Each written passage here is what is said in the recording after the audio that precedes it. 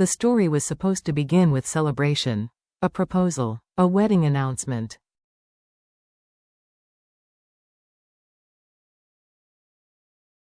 A milestone worthy of champagne and smiles. Instead, it opened with a warning sharp enough to draw blood.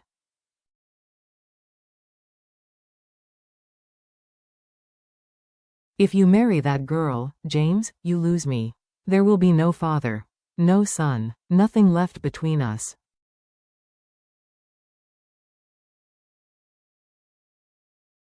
It was the kind of ultimatum that didn't just divide a house, it fractured a heart.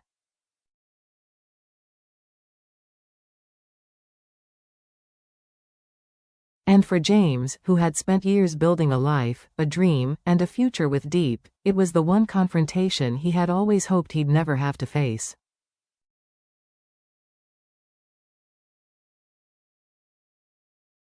But here it was. A battle that would test not only the strength of their love, but the limits of loyalty, endurance, and the very meaning of family.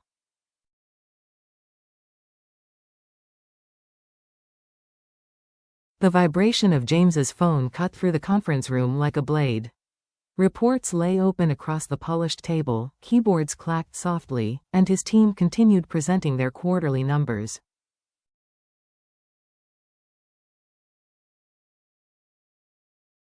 Yet everything fell away the second he glanced at the caller ID. Dad. His chest tightened instinctively.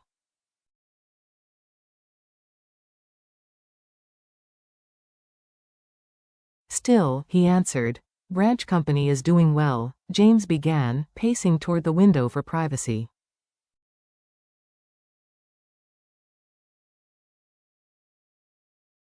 But Mr. Sun didn't call to talk business. Tell me. His father's voice boomed through the speaker, sharp enough that the entire room seemed to stiffen.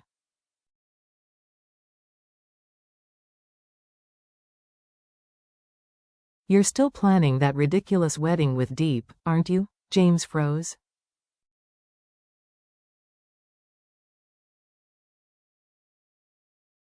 Here came the storm. Dad? Deep and I have been together for years. We've been preparing for.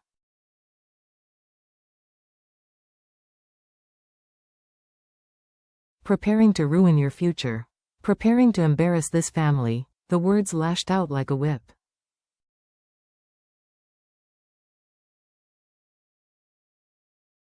If you marry that girl, Mr. Sun thundered, I will cut you off completely.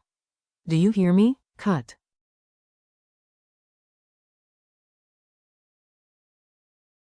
You. Off. You will no longer be my son. The line went dead, and James stood there, hand trembling so violently the phone nearly slipped through his fingers.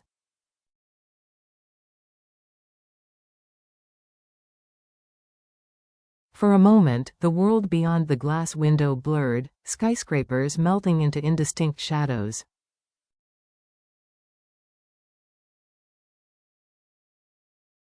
Across the room, the employee who had been presenting quietly gathered her papers, bowing her head in silent sympathy as she disappeared through the door.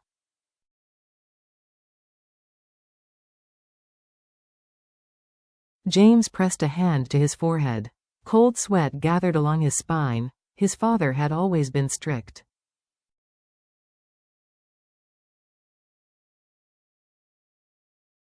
But this was war. In the Sun household, a place of polished floors, chandelier light, and heavy expectations, the confrontation raged on even in James's absence.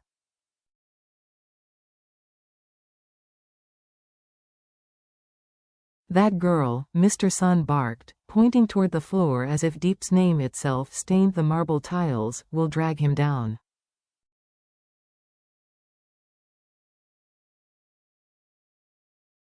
I won't let him destroy everything I worked for. From the sofa, Mrs. Huyen's composure finally cracked.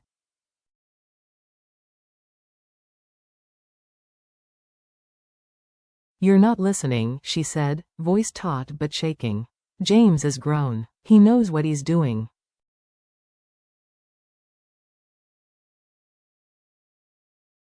But Mr. Sun slammed his palm onto the table, rattling a vase. Deep is uneducated.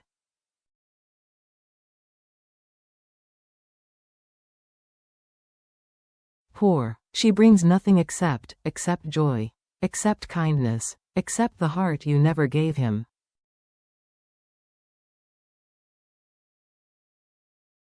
The room went still. Even anger seemed to hesitate. Mrs.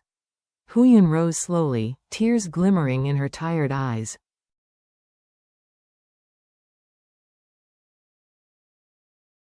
You worked your whole life to give us comfort, she whispered, but you never gave your son tenderness.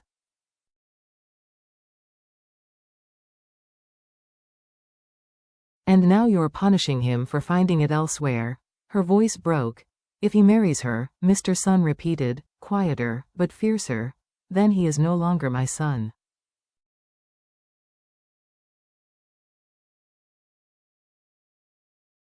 He stormed out, the front door slamming so violently the chandelier trembled overhead.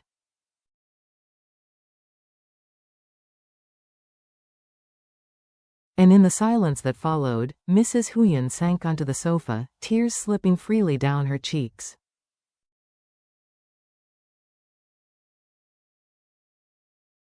James, your mother is so sorry. That evening, James drove deep up a rugged hillside road.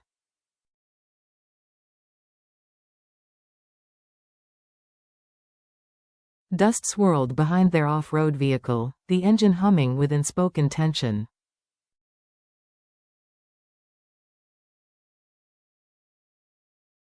Deep didn't ask what happened. She already knew. She could read the fatigue etched into the corners of his eyes, the tightness in his jaw, the way he gripped the steering wheel like it was the only thing keeping him steady.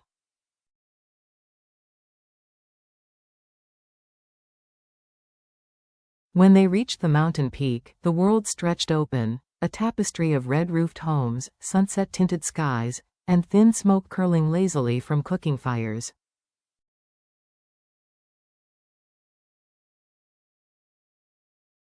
Deep stepped out, arms wide, drinking in the beauty, but James's arms around her waist were different today.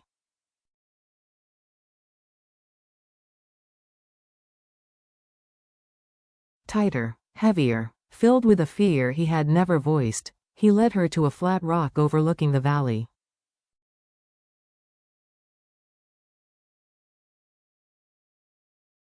The sky was a masterpiece, orange bleeding into pink, pink into violet, light dissolving into dusk.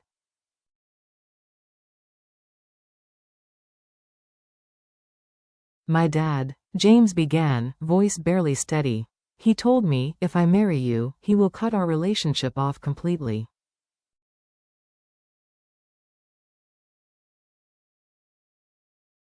Deep's breath caught. She pulled back slowly, her hand trembling in his. James, I don't want you to lose your father because of me.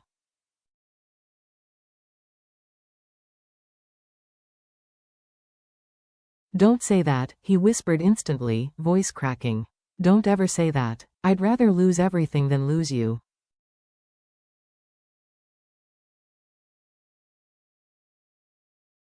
Before she could protest, he sank onto one knee. Deep gasped, hands flying to her mouth.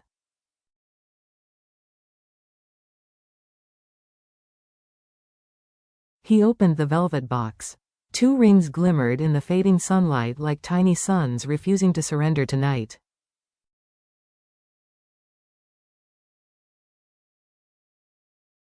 This isn't a third proposal, he said with a shaky laugh. This is me putting the ring on first.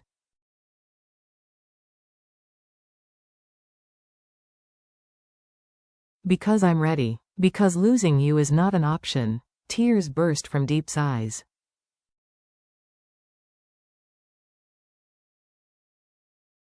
I was scared before, she whispered. Scared I wasn't enough. Scared I'd ruin your life.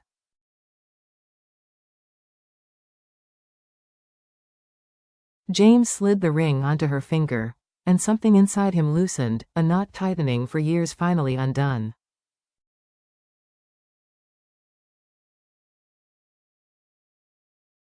We'll marry, he said, pulling her into a fierce embrace, even if the world stands against us.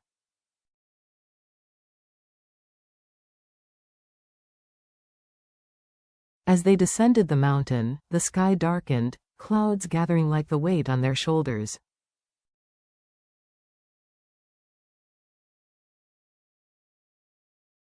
Back at Deep's modest home, the porch light flickered softly.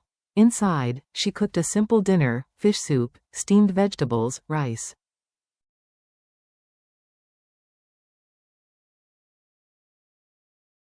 But her hands trembled every so often, eyes drifting into anxious thought. James wrapped his arms around her from behind.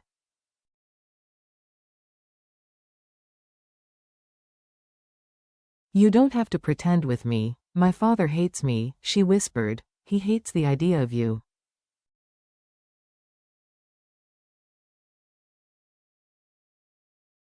"Not you." She turned, tears glistening. "Then he'll have to learn," James murmured, lifting her chin.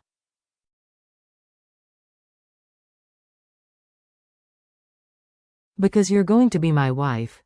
The word wife sent a tremor through her, fear, joy blending into a single overwhelming wave.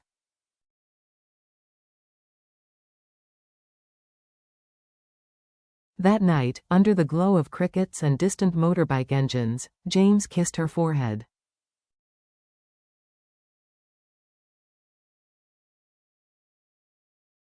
"Good night, fiancé." The next morning, tension crept through the Sun household like fog.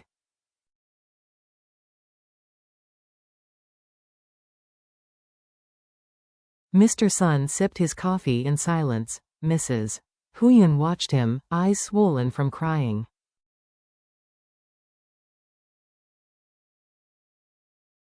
"You're hurting your own child," she whispered. "He's hurting himself. Love isn't a crime."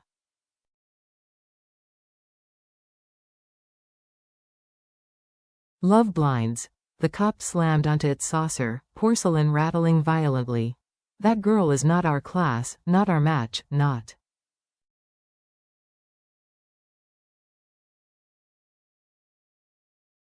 "She is good-hearted," Mrs. Huyen shot back. "And she has stood by James through storms you know nothing about."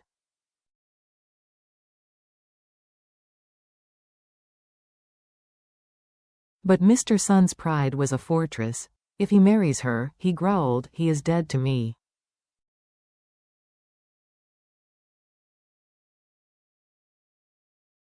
At the morning market, Deep arranged vegetables with brisk movements, hair tied neatly, hands working fast as customers crowded around.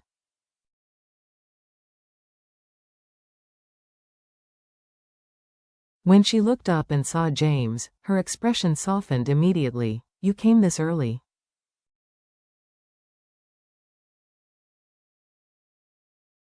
"I couldn't sleep." She lowered her gaze. "Because of your father, because I'm afraid," she whispered, "that you'll change your mind."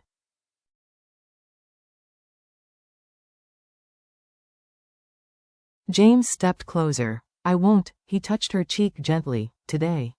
We start planning."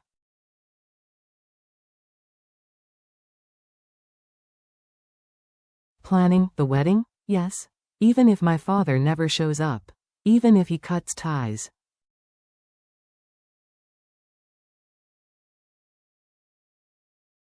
Her breath faltered. "I don't want you to lose your family." "I can't lose you either," James replied softly.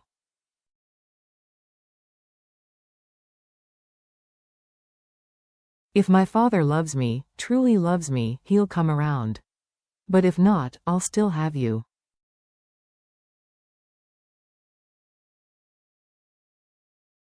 Her tears fell, quietly, uncontrollably, and he wiped them with his thumb. "Today we start our future," he whispered.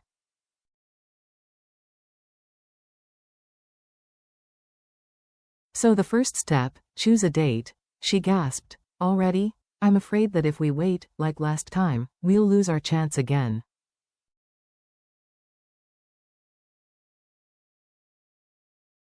That evening, James returned home. The house was dim, silent, a mausoleum of pride and unspoken pain.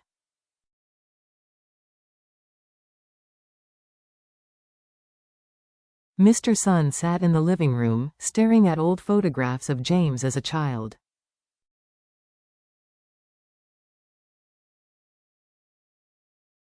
Photos he had taken himself. Memories he claimed, treasured, and was now willing to burn.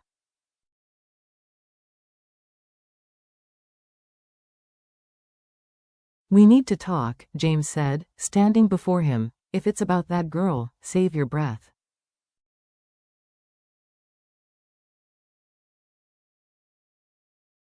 "It is," James replied steadily. "And I need you to hear me." For a long moment, Mr. Sun refused to look up.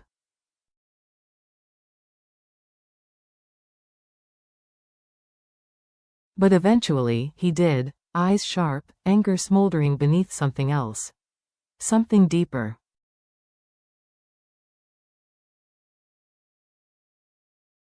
Something afraid. "I love her," James said. "And I'm going to marry her, then we're done."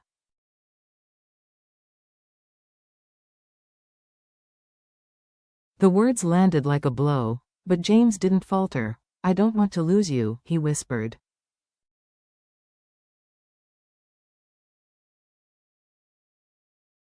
"But I can't lose Deep either. She gives you nothing, she gives me peace," James said quietly.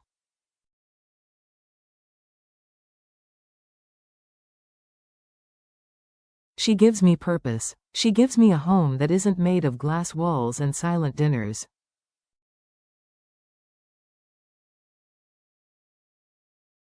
His father's breath hitched, just for a second, but pride was his armor. "You choose her, you lose me."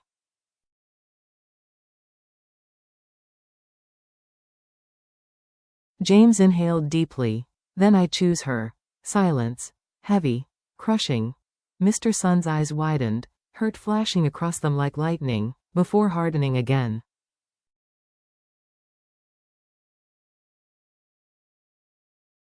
"Get out." James nodded slowly. "I hope one day you forgive me, but whether you acknowledge me or not, I'm still your son."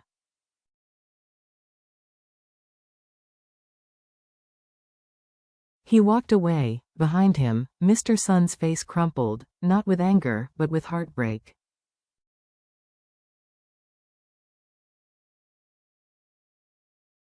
But pride chained him to the sofa, unable to call his son back.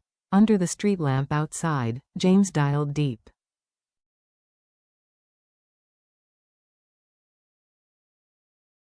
She answered immediately. "James, it's time." "For what?" "For us to start the wedding preparations."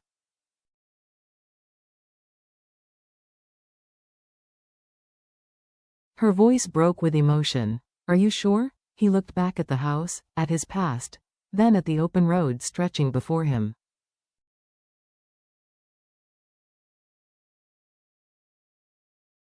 "I'm sure," and for the first time in days, his heart felt light. The war with his father had begun.